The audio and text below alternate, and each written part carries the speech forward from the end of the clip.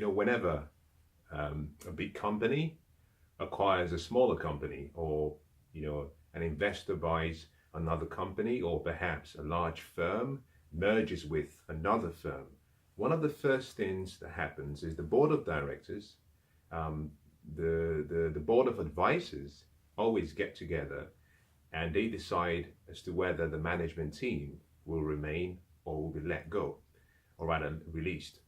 Part of the reason for that is not because the management team have done such a poor job, and maybe they have.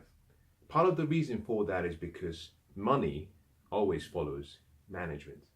It's a principle in business, but interestingly, it doesn't only apply to business alone. It's a principle of life. We're all individually managers. We are managers of our own lives.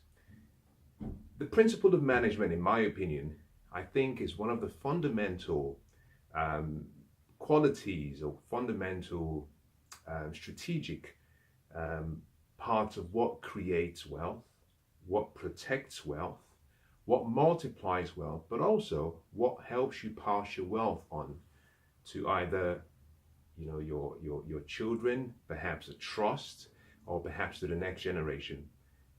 Effective management is really the key to wealth. It's a topic, it's a subject that is not talked about a lot. Management is somewhat seen as slightly boring. It doesn't have the same ring to it, the same buzz, like investing. And for so many reasons, we've always, or for so many, for some reasons, we've somehow sidelined and put management down to business.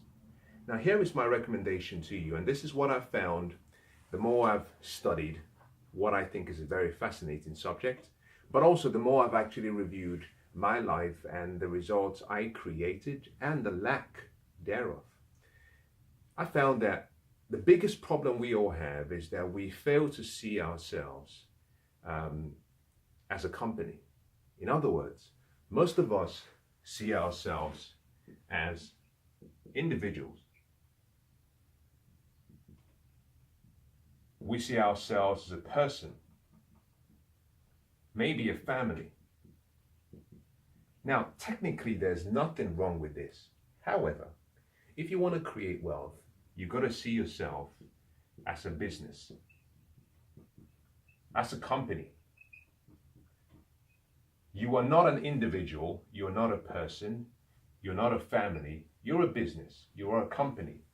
Now, if you're a company, it simply means that you are the CEO, the chief executive officer of your company, of your life. Now think about that. You're responsible for your life. You call the shots. You're the director of the play. You're the writer of the script. You're the screen director. You play everything. It's your life. So you are the CEO of your life.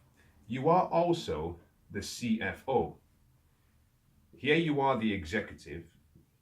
At the CFO, you're the financial controller of your life.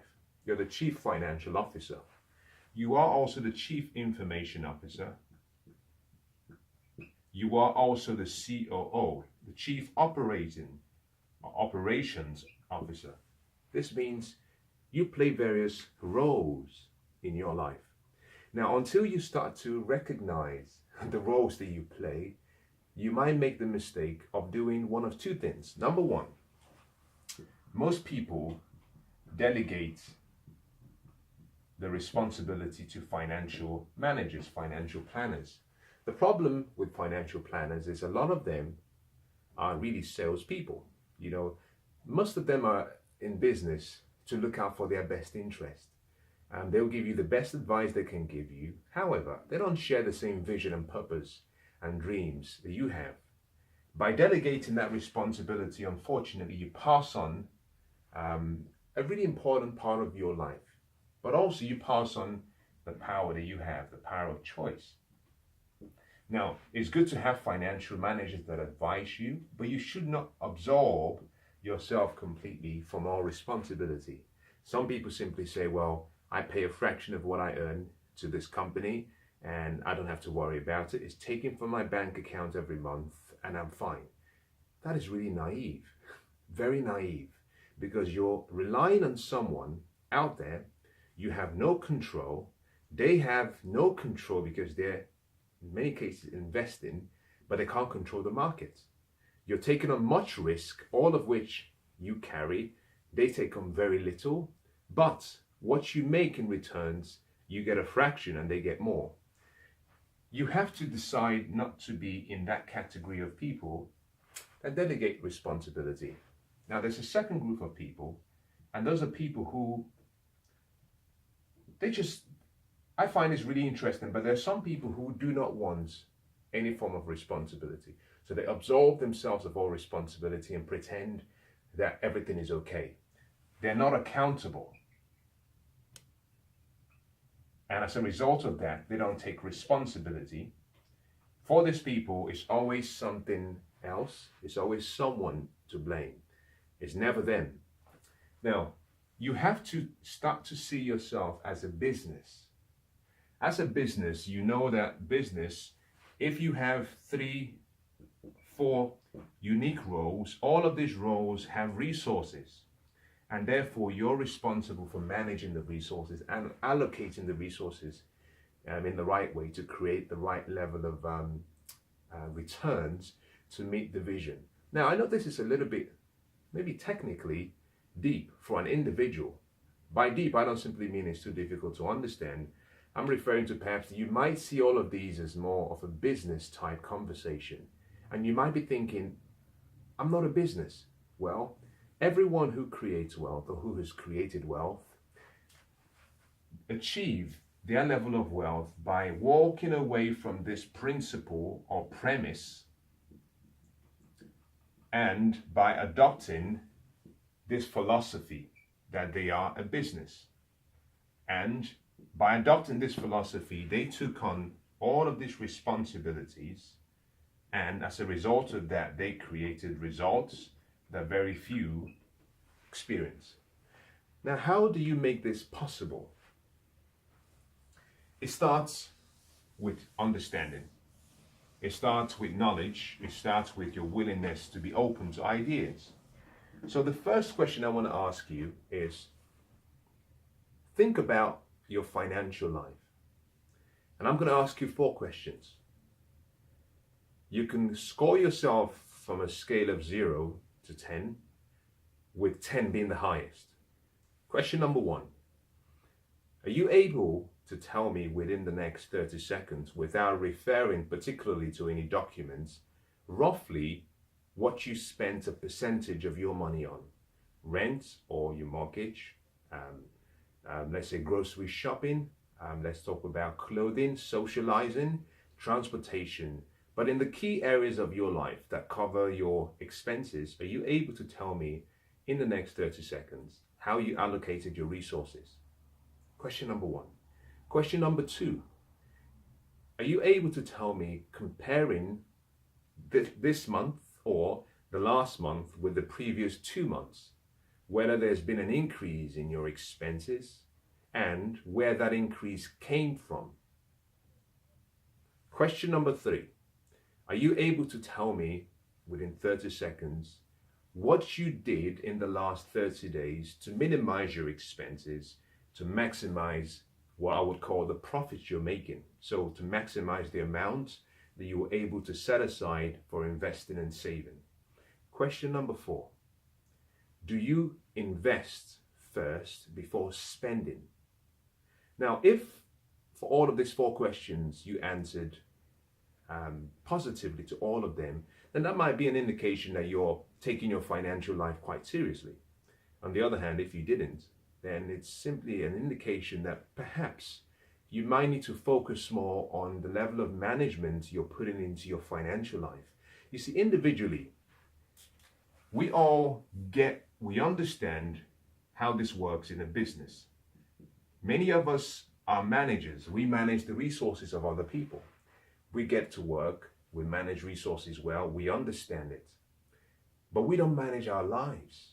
And the question is why? Now, most people start by saying they don't want to have a budget. For a business, any business that does not operate using a budget will not be in business for long. And what is a budget? A budget is simply a plan dedicated to helping you achieve your vision. What is the vision? Every business is to make a profit.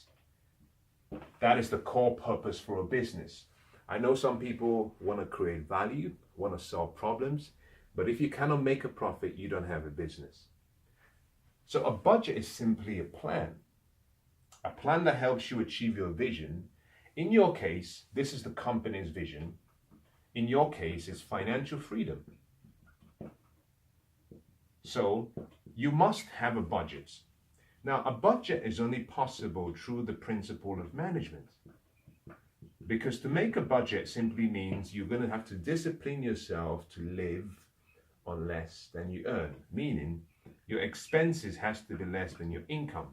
But more importantly, you must be willing to apply the formula for wealth, which is simply you earn. The first thing you do after earning is you must invest. Once you've done investing, then you can spend, but you spend using a budget so that you can create what we call a surplus, which would allow you to save with the principle of reinvesting again. And all of this is only possible through management.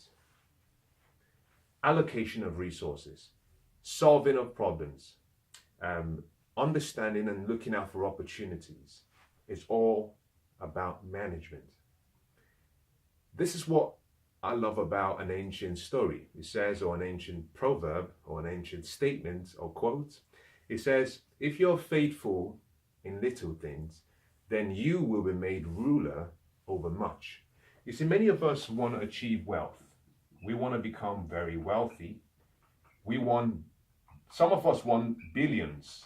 Some want millions. The question is, how well have you managed the £1,000 you get every month? Now, let me show you how some people get by every month.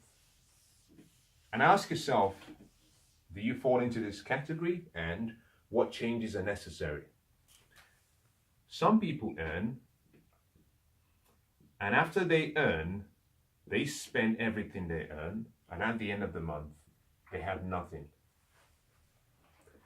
Nothing. Now, I did this for so many years. When I looked at my financial life, I spent about 40% on rent. I spent about 20% on my clothing and socializing. I spent 20% on entertainment. I spent about 10% on feeding. I spent roughly about 2% that I saved. And I spend 0 on my personal development and knowledge. Now, this is approximately.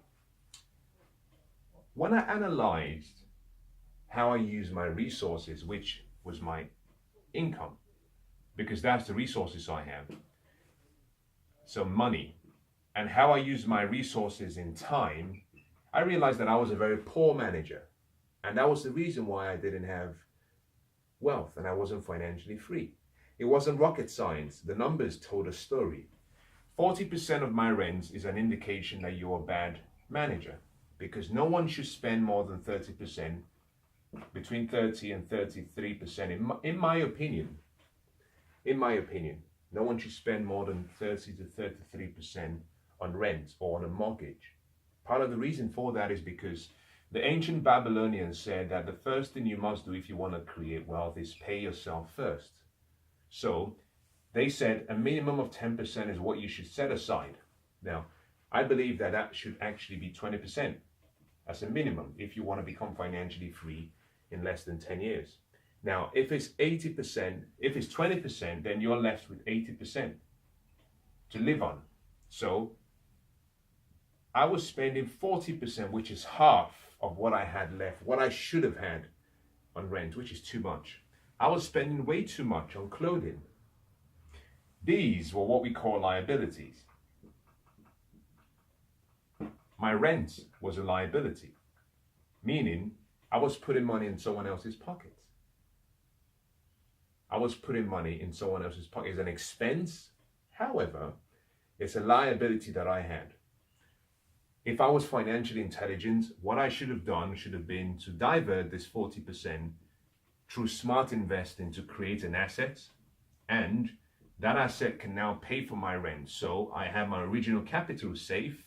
The cash flow from the asset then pays for my rent. That is how the wealthy manage their resources. My clothing was a liability because all of the clothes I was buying was declining or depreciating in value, and I had nothing to show for it. Entertainment, some of them were necessary. Most of them were liabilities. They were just expenses that I actually created because I was trying to keep up with the Joneses. I wanted to be cool. Feeding was a necessity. But what I found really startling and strange about my pattern was that I spent zero of my money in myself, in my mind. You see, everything that you create is a product of your thoughts. I was spending nothing. Now, Warren Buffett, who is considered to be the best investor of the 21st century, said that the best investment you can make is to invest in your mind, invest in yourself. But I was spending nothing on myself, and I had only 2% that I was setting aside to saving. This meant I was a bad manager. But it didn't just stop there. It didn't, because this is just dealing with how I used my money. What about my time? Because you can make more money, but you can't get more time. And so time is more important than money. In terms of my time, this is quite sad. I feel ashamed, but I was spending about 8 hours working. I had a job. If you included travel to work and from work, I was spending about between 10 and 11 hours every day. I spent about 8 hours sleeping. I spent about 4 to 5 hours on what I'll call entertainment, social media, socializing, etc.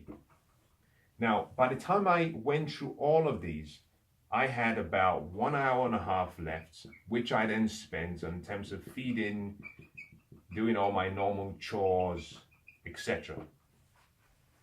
And I spent zero on reading, studying, developing myself. So can you see how much of a bad manager I was? Now, every farmer understands the concept of management. How? Every farmer knows that at the end of the harvest season, they have to take a portion of what they've harvested, set it aside as seed for the next season. So, time, we get 24 seeds every day in hours. I spend 10 hours working, 8 hours sleeping, 4 to 5 hours entertaining, 1 to 5 hours feeding, preparing, and zero time. So I had zero seed. That meant that at the end of the day, I had nothing to reinvest. Now, interestingly, life will always give you 24 new hours. However, the way you manage your time, that's why they say time management is the best kept secret of the rich. Now, you can't manage time. What you manage your priorities, you manage activities. However, the principle still applies that the wealthy get wealthy because of how they allocate their time. And allocation of time is a function of management. So I was a very poor manager in terms of how I use my time because I did not invest wisely and I did not use my time smartly. So what I want to end is ask you a few questions. I want you to sit down and I want you to just look through how you spend your time every day and just do a breakdown just to get a picture. Here is my recommendation. I think that you should be investing between 5 and 10% of your time every day in yourself, in studying, learning opportunities, developing. Find things that inspire you, encourage you, educate you, enlighten you. Things that help you become better, things that help you develop your thinking, that you can create ideas that then solve problems that creates wealth. 5 to 10% is simply 1.5 to 2.5 hours. There are 24 hours in a day, so 10% is 2.4, 5% is 1.2. So let's just say it's between 1.5 and 2.5 hours. Now, if you went back to what I had written before, I said that I was spending 8 hours sleeping.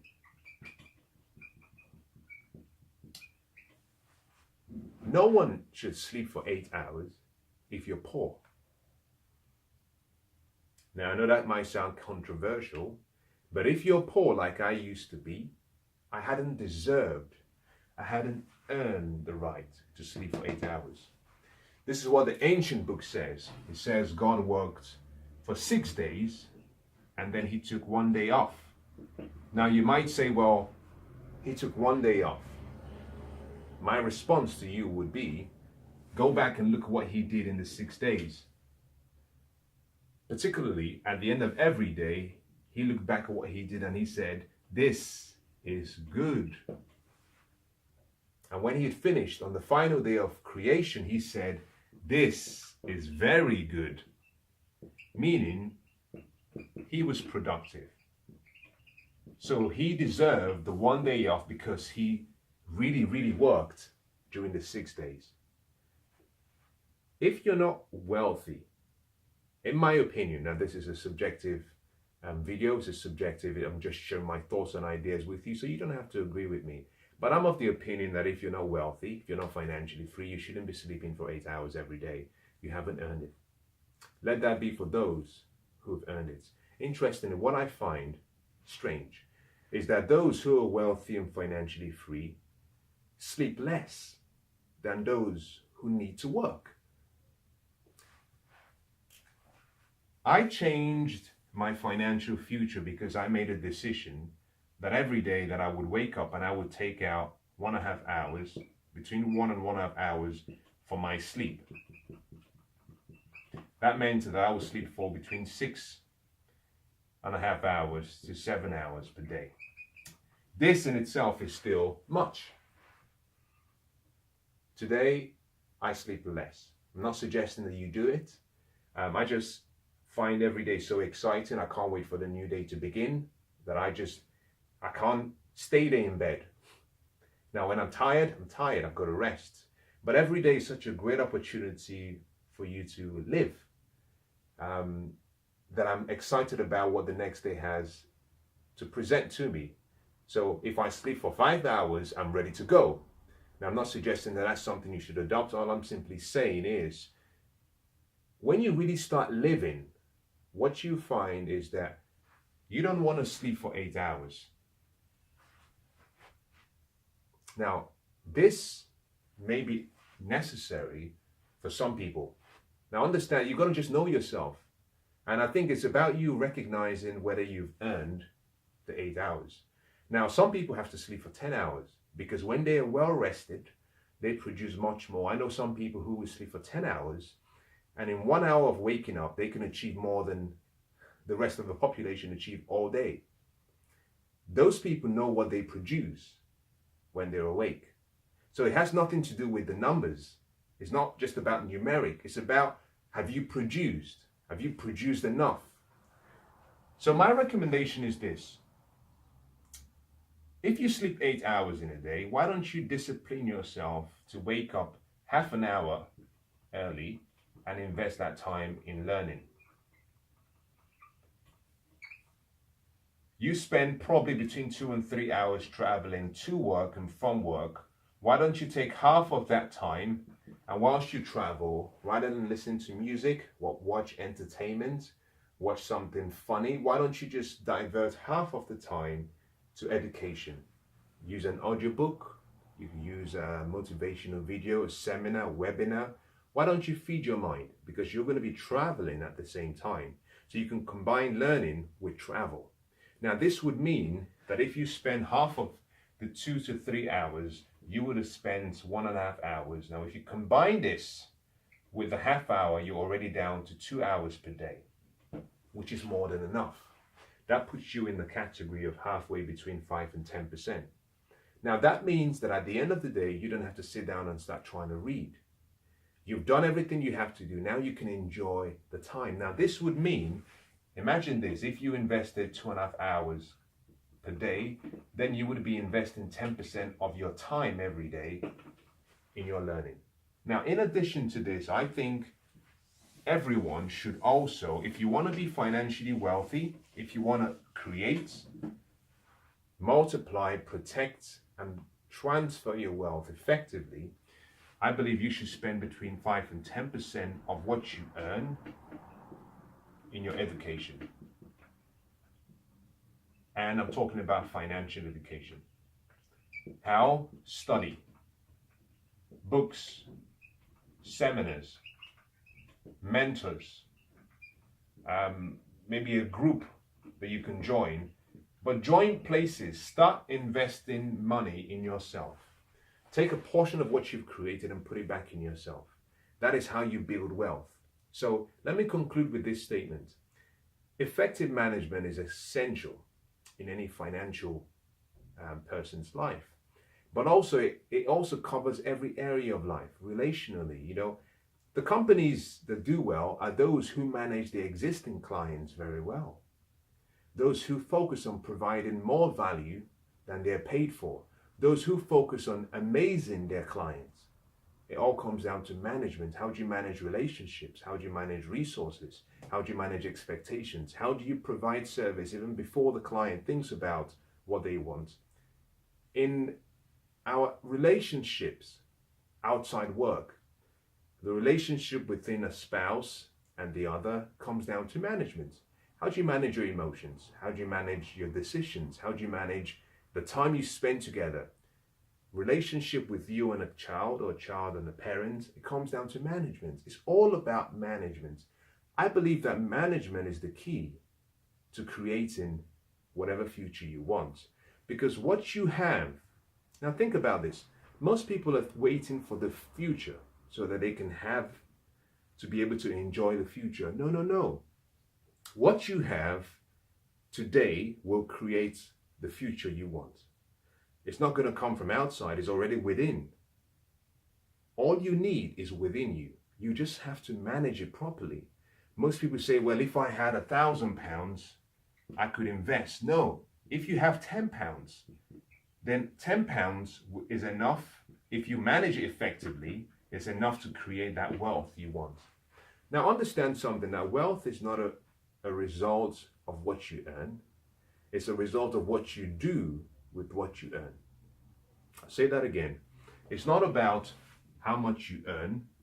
It's more about what is the first thing you do after you earn. The formula for wealth is you earn. The first thing you must do is invest before you spend, and then you can save what's left. So wealth is created based on a decision. That decision is only supported by management. Now, let me conclude with a statement. Back in the days when I worked as an engineer, any good contractor, any good engineer, any good architect would tell you that a building, the most important part of the building is the foundation. The most important part of a building, just assume this is a really tall building, is the foundation.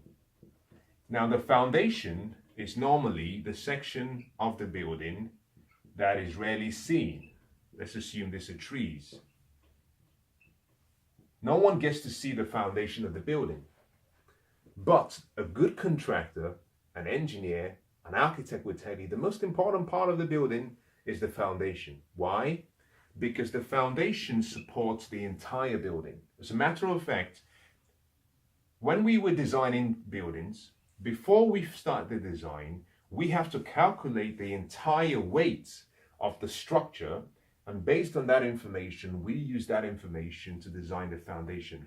This meant that we had to even know how many people would be in the building, how many furnitures will be in the building, what kind of activity will be in the building. Is it an office? Is it a hotel? Is it a sports arena? All of that information we take and then we construct the foundation. Now, if upon completion of this building, an inspector came and he saw a crack on one of the walls, he would simply make a note of it and say, you have to remedy the wall. Easy, no problem. On the other hand, if they found a defect with the foundation, they rendered this building inhabitable, meaning this building has to come down. If the damage is so bad, the building has to come down. Now, many people are building their financial future on what we call weak foundations because they don't have management. If you want to create the best future you want, you must be smart enough to start managing the resources you have, time and money. Now, I hope that's been useful. I want to wish you the best.